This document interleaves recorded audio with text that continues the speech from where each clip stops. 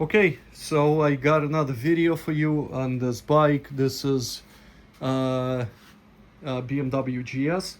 It's 2013. I've done a few other videos on this motorcycle before. I explained how I changed the oils. There's 3 places that you gotta change them.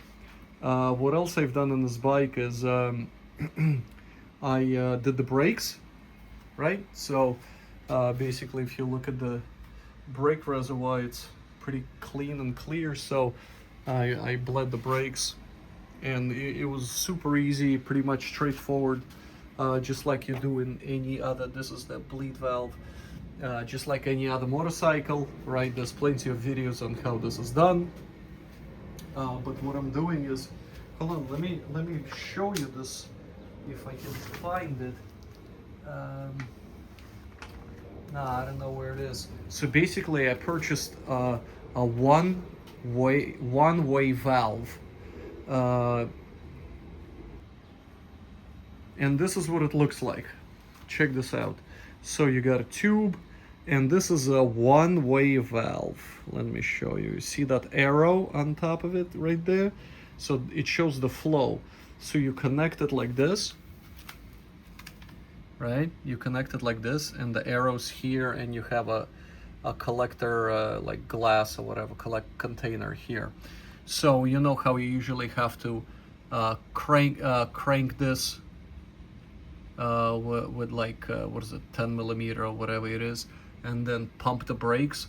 Well, in this particular case, you don't, because it's one-way valve, right? All you're doing is you open this and then keep pumping. That's all you gotta do. Keep pump the brakes. You don't have to open, close, open, close. Why? Because one-way valve will not let the bubbles or air going back into the system. It goes only one way. So I bought this on Amazon. It's super cheap. It's like $10 or something like that. It literally cuts my job of bleeding the brakes in, I don't know, in half or whatever, how quickly you do it. The same thing here on the back. So I did the back ones, brand new, and it's pretty straightforward here. So now if you look if you look at the brake, as soon as basically you touch, that's it. As soon as you touch them, you have full braking power. And this is pretty cool, by the way. I don't know if you know, but if you need more height or less height, you can move this, hold on, and shift it up like this. So it's a little bit lower for you, but if you need them higher, just kind of push it down. So it's a pretty cool system. It's pretty nice the way they designed this. You know, you have the engine guards, you all the kinds of crash protection, even the windshield, it's fully adjustable. So you, hold on, let me show you. You unscrew this, and you can tilt it back or forth a little more, right? So if you need, it just depends.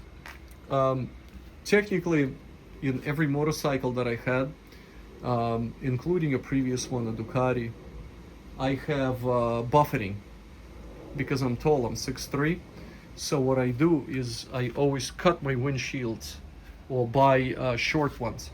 With this particular one, surprisingly, I was going slightly, you know, just a touch over the speed limit by a few miles. And the way they designed this, see, they kind of tilted this upwards, this windshield, and I didn't have any buffeting whatsoever. I was really surprised and, you know, shocked, I guess, if you can call it that, that I didn't get any buffeting whatsoever. So I'm gonna have to do more testing, but the cool thing is that you can just unscrew this and point it every which way and adjust it however you want. Yeah, so that's it. That's a quick video on how I did the brakes. In a previous video I showed you, or at least I told you, how I changed all the oils in there in 3 places. Let me just walk around There's nothing really to see on this side, nothing new that you haven't seen before, right? Yeah, it's a nice bike. Let me show you here. This is what the instrument cluster looks like, and of course this is the GPS unit. I don't have it installed right now. It's in the house. I'm updating the maps on it. But yeah, this is the anniversary edition motorcycle. See, they put 90th anniversary edition plaque here. So it was made in 2013 when they were switching to wet heads, or what they call this is a dry clutch, where the clutch is integrated into the engine and it's bathing in engine oil. This is actually a dry clutch. So I mentioned before, it's gonna take some time for me to adjust to riding a dry clutch, because I gotten used to, you know, being in the friction zone and not be concerned or worried about it too much. In this particular case, you shouldn't be in the friction zone at all, or maybe very, very little when you're taking off, but you shouldn't be, because you're going to burn it. The clutch is not being cooled by the oil, by the engine oil, so that's, I guess, I'm not going to call it an issue, but that's how it was before.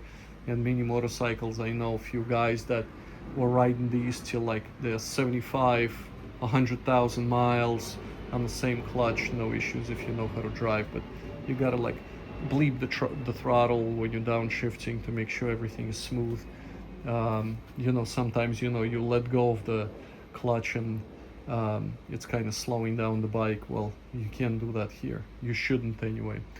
Anyway, this is a quick thing about this. If you have any questions, let me know, and I'll try to bring you more cool videos. Thanks. Talk soon. Bye.